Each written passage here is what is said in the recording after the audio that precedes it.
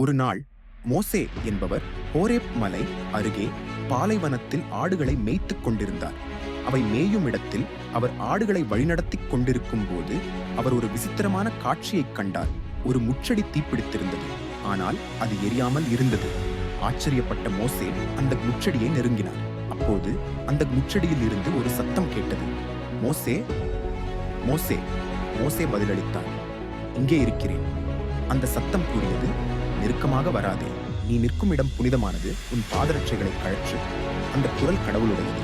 கடவுள் மோசேயிடம், எகிப்தில் அடிமைகளாக இருக்கும் என் மக்களாகிய இஸ்ரவேலரின் வேதனையை நான் கண்டேன். அவர்களை விடுவிக்க நீ எகிப்து சென்று பார்வோனிடம் பேச வேண்டும். அதை கேட்ட மோசே பயந்தார். அவர் கடவுளிடம், இதை செய்ய நான் யார் என்று கேட்டார். அதற்கு கடவுள் கூறினார், நீ பயப்படாதே, நான் உன்னுடன் இருப்பேன்.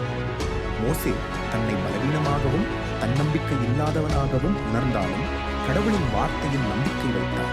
அதுவே பைபிளில் காணப்படும் மிகப்பெரிய பணிகளில் ஒன்றான இஸ்ரவேலரை அடிமைத்தனத்திலிருந்து விடுவிக்கும் பணியின் தொடக்கமாகும்.